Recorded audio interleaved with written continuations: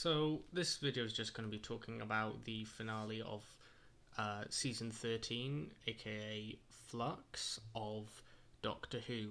And Doctor Who has always been very close to my heart. It's always been one of my favourite shows, and so this is just going to be my unedited thoughts about the finale, right after I've seen it. So here they are. Oh my god, was it boring? It did not feel like a finale to me, at least. It felt like just another episode. The whole thing with obviously there's going to be huge spoilers. The whole thing with matter and antimatter felt very contrived. Antimatter swallows matter, but matter is but matter slows down antimatter. So I'm just going to search that up really quick whilst I talk about other things. Then there.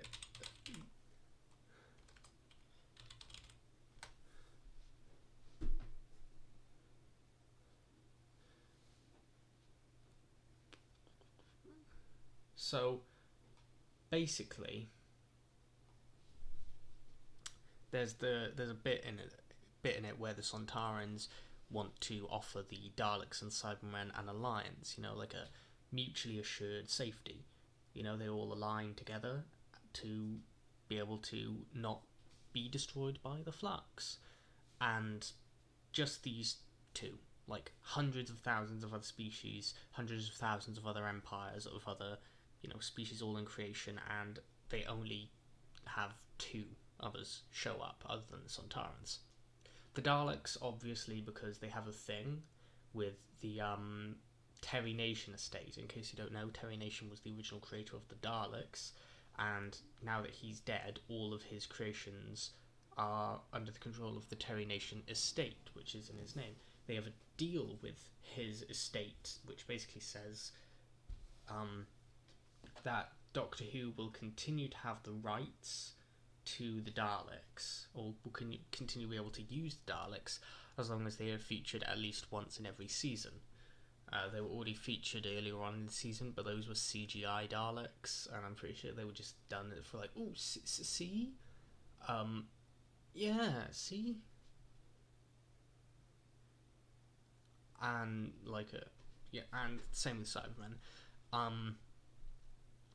They didn't need to be there. Plus, the whole thing was now all the Sontarans will have all their ships show up in this one location, which is going to be destroyed by the Flux, and they're going to have an alliance made with the Daleks, and all the Cybermen and all of their ships are going to show up as well. You'd think that the Cybermen, who are supposed to be the logicians, the extremely logical, pinpoint accurate, does everything and anything only with logistics and, this is practical, this is impractical, this plan will work, this is the most viable option. You'd think that they would have the sense to be able to see the fact that sending all their ships to this one location with all these Sontaran ships, when they could just send one ship, is, a bit dumb. Same with the Daleks. And then they all get destroyed, including the Sontarans, because the entire species of dog people were killed and ejected into space. Which begs the question, how did the Sontarans get aboard? Did we see that? I don't think we did. I skipped over episodes 5. I just skipped over episode 5 because...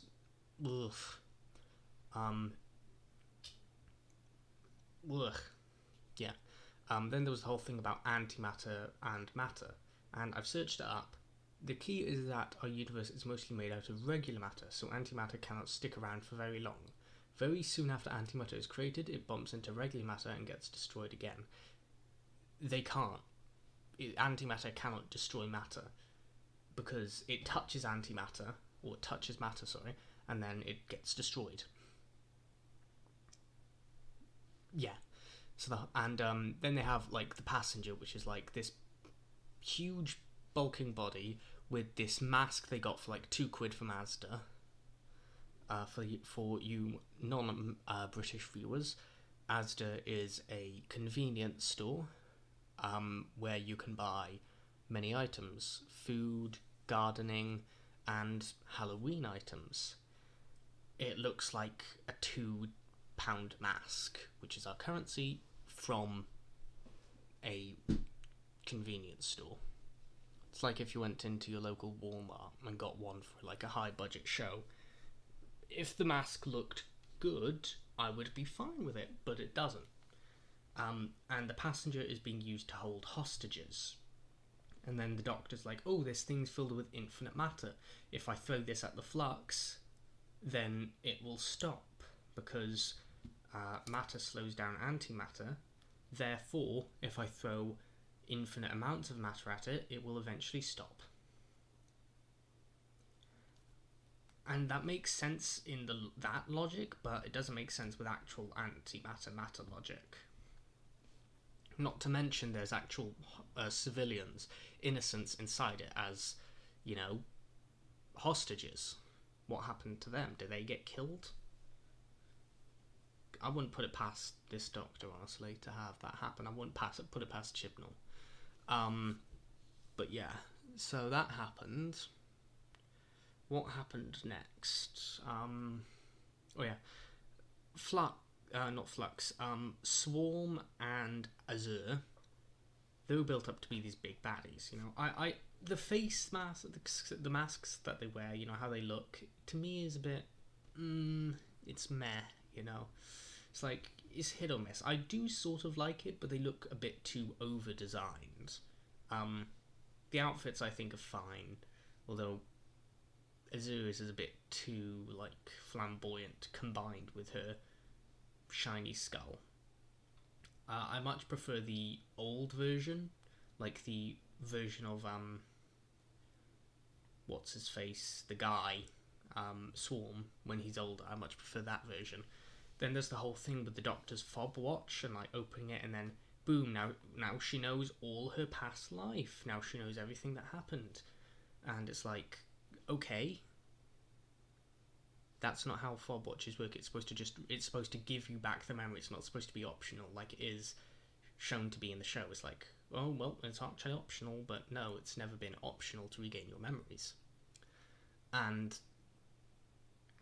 it's just so contrived, because at the end, or not contrived, it's just so BS, because it's like, okay, here, open the thing, here's the fob watch, here's your past. If I destroy it, which is this illogical house, if I destroy it with my mind, then it's gonna hurt you. Then I bring it back and it'll hurt you. Then I'll destroy it again and it'll hurt you. But there's her memories in there, memories she doesn't have, so how would it hurt her if it's not connected to her? And how would she not remember it if it's directly opened? Second off, about them, they get destroyed so easily. It's just like, oh, we're the big baddies and we're going to sacrifice you. Oh no, we've been sacrificed instead. And it's just so anticlimactic. The whole thing with the Sontarans is also anticlimactic. I swear off they killed that professor guy, who I actually really sort of like the character of in the Angel one, for no reason. And then there's the whole bit that's like, at the end, the Doctor has the fob watch, and it's like, I swear to God, at that point, Chris Chibnall was like, he's always teasing, I swear that he's doing it on purpose, just as to get people to continue watching. It's like oh, will Yaz and the Doctor make out, or won't they? Just ticking another diversity box, because that's what he does. Because the BBC, I think they introduced a checklist which was like, you have to be diverse in these areas for your show to happen. And so he's always teasing a relationship between them to keep people watching, to keep the three people that he has watching, and then he's also has the fob watch, which he's like, oh, the Doctor's past is in here, the life she doesn't remember. Except I'm not actually going to have the Doctor reveal it, because, well, why would she reveal? Why would she want to know about her past that was hidden from her? Which, you know, you would. She would want to know about everything that's happened to her, except it's like, oh, she hasn't had it revealed yet, keep watching. And then there's a bit where it's like they label, oh, and their new master. It's like, the master's still alive? Which, at this point, the Doctor should be like, oh, like when the Master and the Doctor next meet, because they're obviously going to have them come back. What I really want to happen is I want the Master and the Doctor to have a conversation like, why did you say I was the timeless child and all blah blah blah. It's like, and then it's like at the end it's revealed, you're not the timeless child, Doctor. I am. I lied to you to get you all worked up so you would be distracted in search of your in search of your hidden life, in search of all this, so that I could do whatever I wanted. But then it's like he died, obviously, when the Siberian thing was exploded and all of Gallifrey's organic life and matter was destroyed. You know, again, because Christian can't come up with a better idea than, oh, Gallifrey's back, let's fucking blow it up again, lads. Let's do it. Fuck the fans. Fuck canon. Fuck consistent storytelling. Fuck it. He's not Scottish. Is he? I actually don't know. Is Chris Chibnall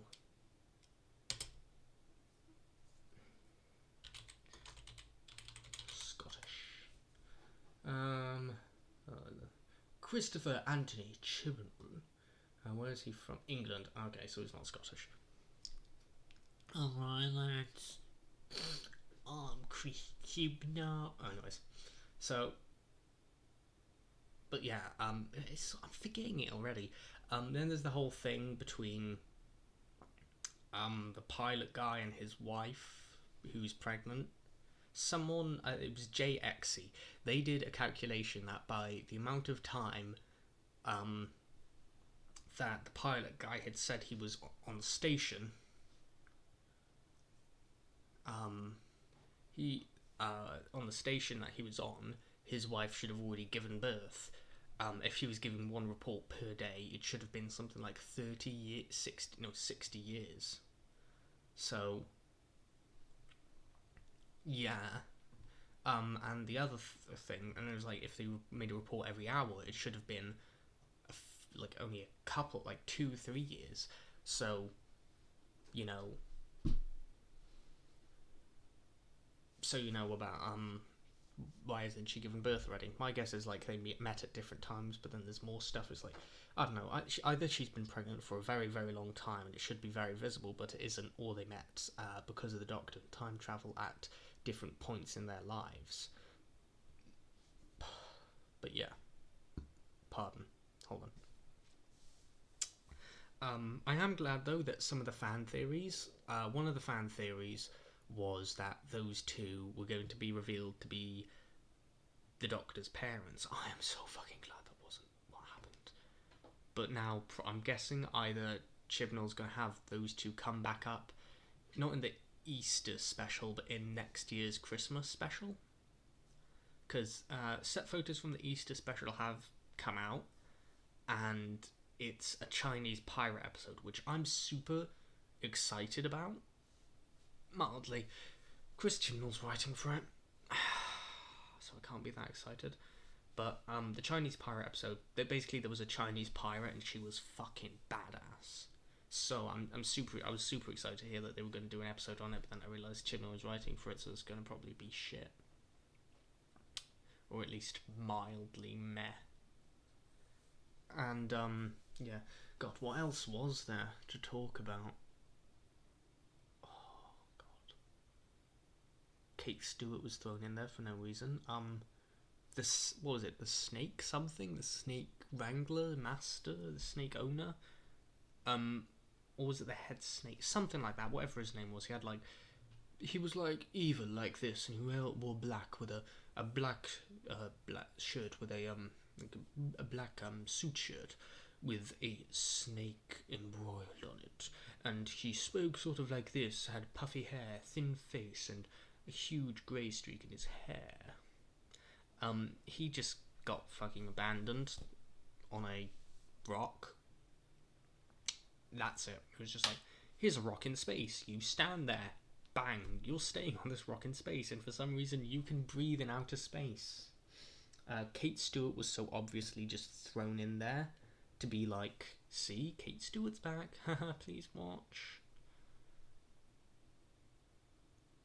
Oh, God. So little to talk about in those episodes, I think, in that last episode.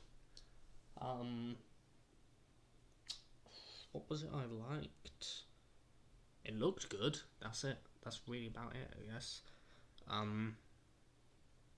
It looked good.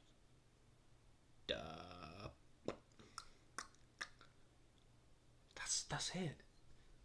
All I can think of, it looked good. Holy crap.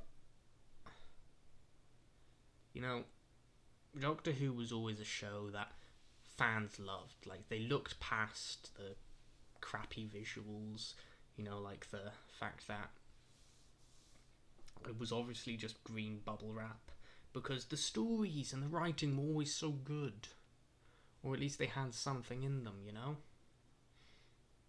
They always looked past like the bad stuff, because there was all like the bad effects, because the writing was always good. So now the fact that you can actually only compliment the show on the fact that it looks good is bad. What else was there? The teaser, the next time teaser. It teased the Christmas Day special, which, as many thought, continues the story of the Daleks. But this time, the Daleks have automatic guns. That's right, their guns now spin around and are automatic, and the Doctor gets shot and killed. And so does Dan and Yaz. They're obviously going to retcon that somehow, I don't know. Maybe like... Oh god, I hope it's not multiple versions. That was another thing this episode did. It had multiple versions of the Doctor in it. Or, well, the same Doctor, but split thrice. I don't know, it's such a forgettable episode, honestly. Probably my least favourite finale after the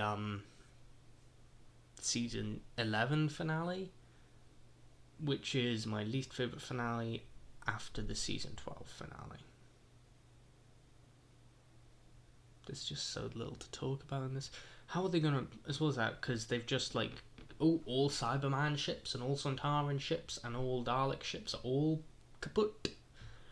They're all gone. They're all gone from existence. So how are they going to bring them back now? How? I don't know. Like, subscribe. Hopefully I see you guys in the next episode. Love yous.